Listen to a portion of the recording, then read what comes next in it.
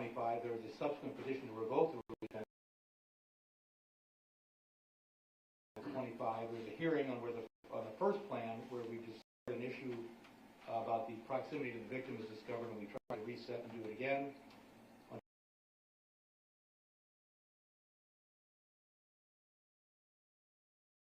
I hold a hearing. The court holds a hearing on July 17th and require 2 additional components, but conditionally approve the plan. One is that I get control over any change in placement or removal of GPS monitoring. On July 18th, the revised plan is submitted, and the court approved the plan. July 25th. This week, a new plan is filed, changing the details, mostly specifically identifying the treatment provider. With my Is it okay if I start? Absolutely. Okay. If anybody can answer the question. Yeah, I answer the question because I've spoke with Ms. Kraft 2 times about that. So basically the bottom line is that the original home that had been proposed, was in generally in the Manitowoc area. That home, as I understand it, was essentially being, and I don't want to mistake, we have this built for misguided. There were no other patients that were going to be in that facility. It was just going to be Ms. Geyser. That had been approved. Nobody found what they considered to be a more suitable location for Ms. Geyser. That's why you mentioned Sun Prairie at the beginning of this hearing. Generally, as I residents that it's been in existence for a longer period of time. It offers more treatment services.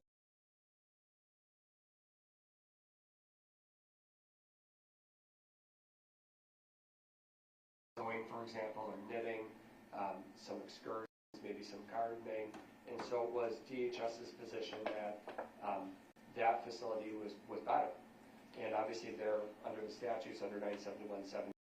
Once the court approves the conditional release, DHS has to formulate the plan. So they had presented the plan to you. After that hearing, they called me because I've been involved in this Geyser's life now for 12 years. And they said, what's your thought about this home? My thought all along has been, Judge Bourne approved her release back in January. I just want her to move on to the next phase. That's my overarching concern, and Morgan's too.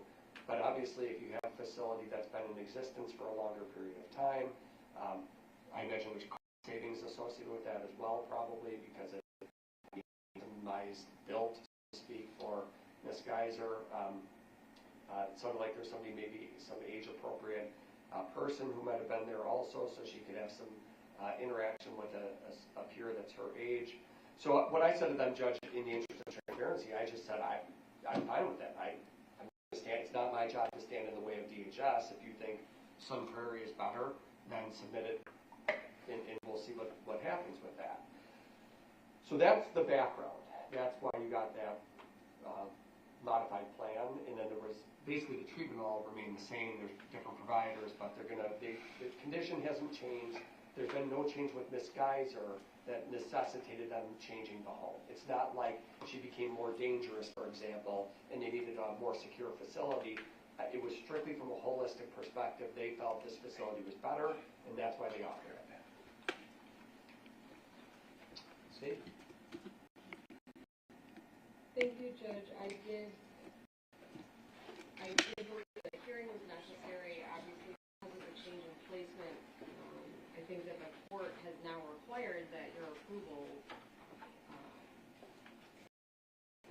for any change in placement occur, and so even though she's not been, it's appropriate that we come back together.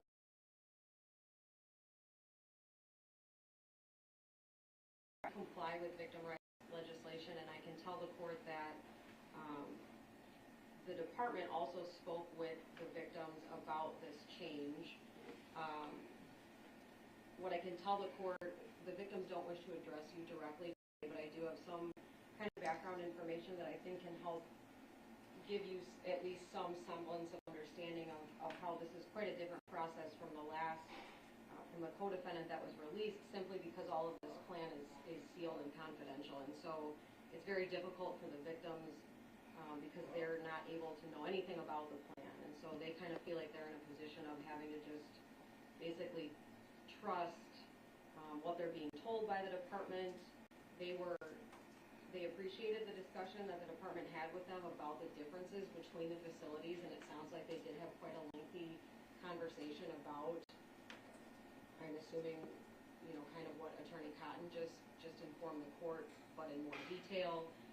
And I think that after that conversation, they felt sort of like this new facility was perhaps the lesser of two evils, and they thought potentially that would be a safer place for placement, but in the end, they really have no insight into what the terms of the plan are, and so their overarching request is just that you, judge, do your due diligence and use your best judgment to make sure that the placement is going to offer the most protection for their daughter, the victim.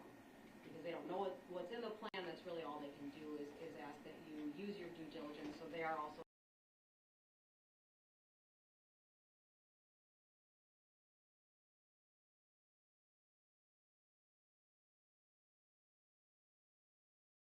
not really understanding why this all happened after we seemingly had a plan and now we're back again. Other than that, those were kind of the feelings that I wanted to relay to you on behalf of the victim, and just note that we are in compliance with victim rights legislation. I don't have a lot of insight into the minutia of the differences between these facilities.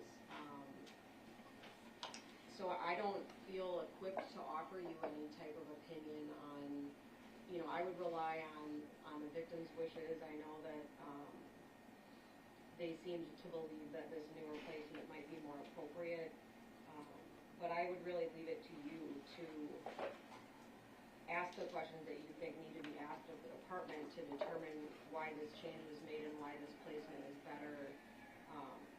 Understanding that at the end of the day, the conditional release was granted, and so we need to make a decision here at a point in time where we can move forward to the next step. And I understand that, the victims understand that, and that's hopefully something that we can accomplish. So those are really my thoughts on the issue. If you have any other questions, I can answer those, but that's really all I wanted to offer to the court today. Thank you, and believe me, the court's goal is to expedite this too, as much as I enjoy seeing you all. Okay, here's my question.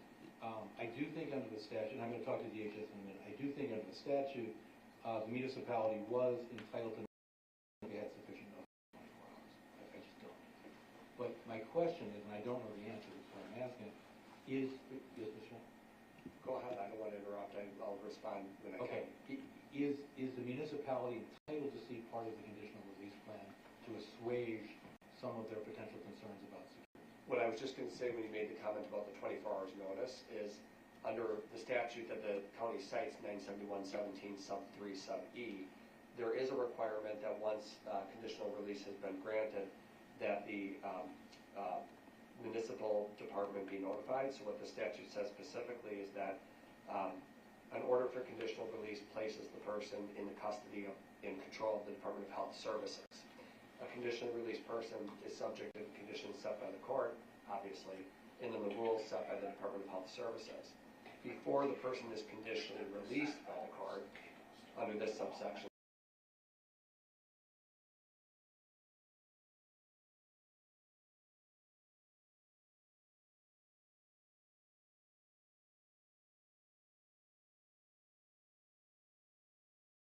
releasing this Geyser, they actually have about a week's notice.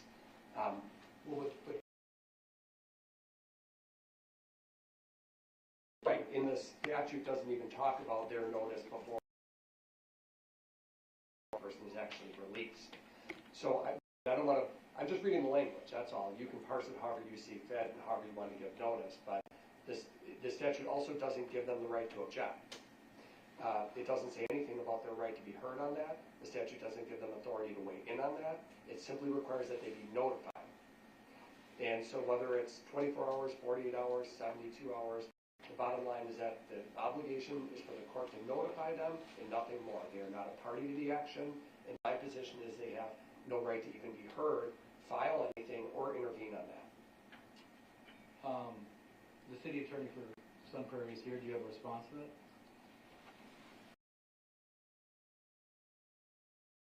Of the statute. My concern is that we are given this notice.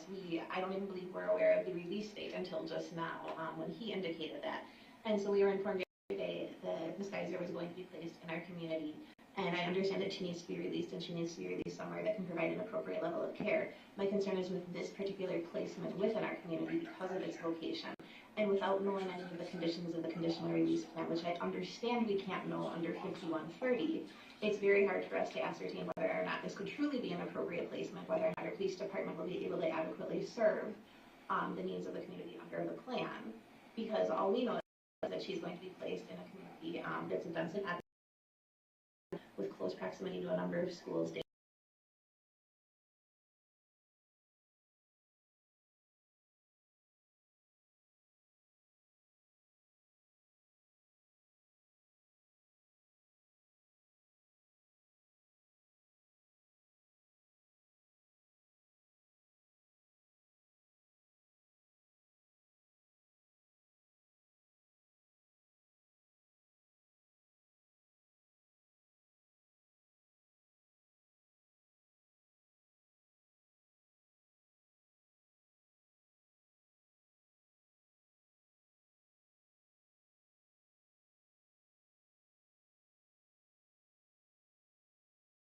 Everybody agrees the statute means, apparently, was that I was going to use some time to formulate specific objections and present them, but what you're telling me is because you can't see the plan anyway, you're not going to be able to do that. And it's just the general idea that Ms. Geyser is going to be placed in the community that is causing you concern. I think it's this particular location within our community. I don't think we would ever have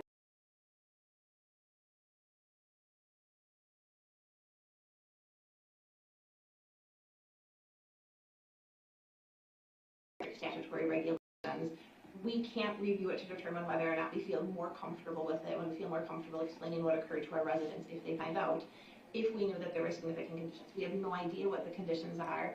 It's our understanding previously that this was a care home for developmentally disabled adults. We didn't want to reach out to the homeowners and speak with them because we didn't want to breach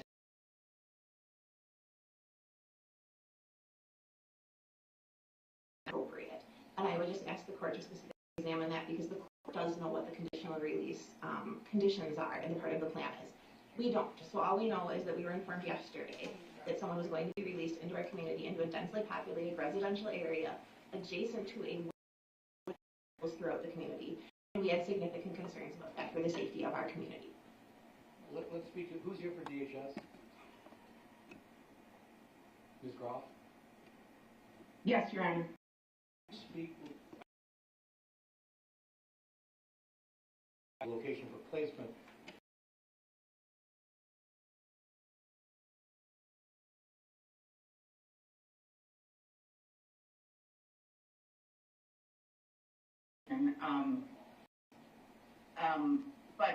In Ms. Geyser's case, she's not a sex offender.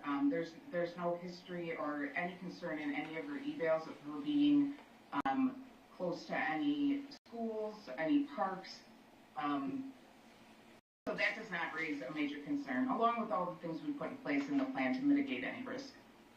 Okay, and I have reviewed the plan line by line and compared it to the prior one, and I do note that all of the concerns I had were addressed in there, as well as LSS, because it's a different treatment provider, correct? So LSS is our case management provider that DHS contracts with. So yes, the forensic coordinator will be Jamie Fisher out of Dane County.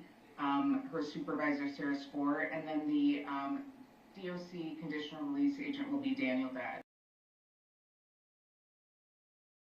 And you heard I don't know if you received the letter from Sun Prairie today? Have you seen it? I did. Okay. I did via email. Okay, and is it your conclusion that the concerns by Sun Prairie are adequately addressed by your investigation, which led to placement at this particular facility?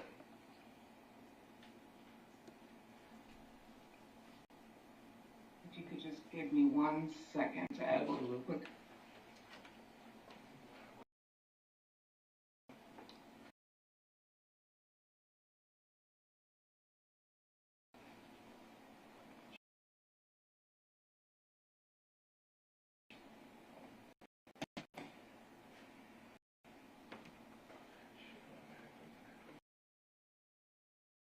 Your Honor, I do believe the things we have put in place in the plan mitigate any risk. And then, I didn't mean to cut you off, please go ahead. So, and you know, I contacted the police department yesterday as a see, just to make potential release. Usually, police departments and community find out just from the order for placement that someone is coming to the community. But I did reach out to the chief just because I wanted to have open conversation about it and open communication.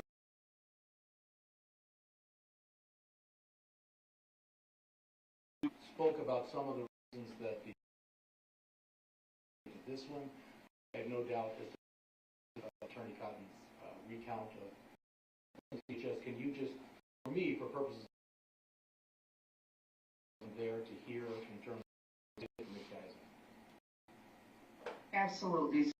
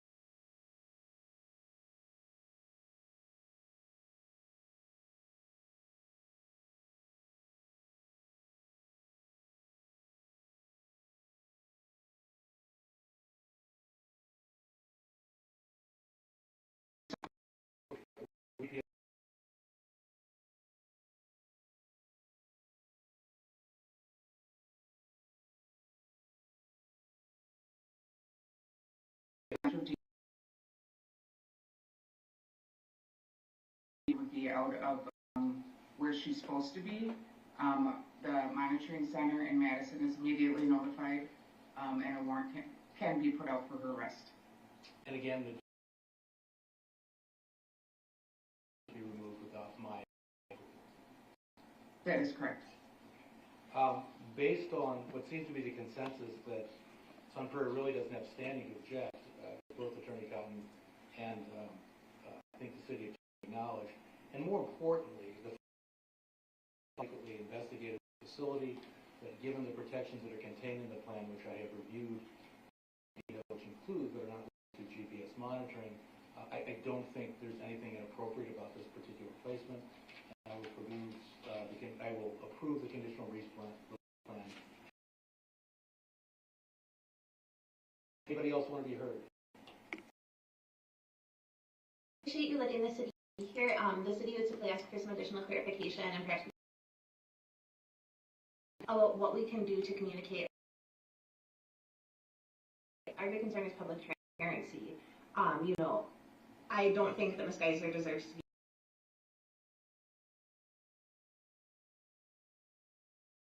if our residents see her in the community.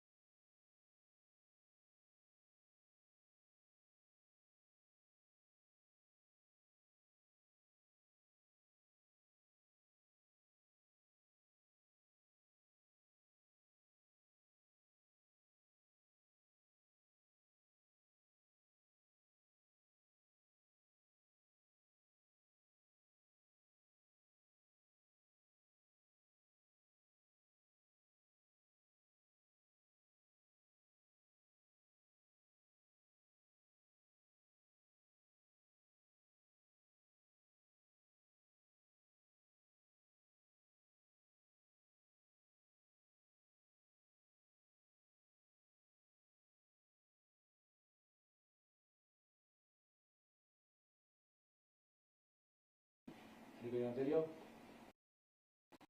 Thank you. Have a good day, everybody. You do.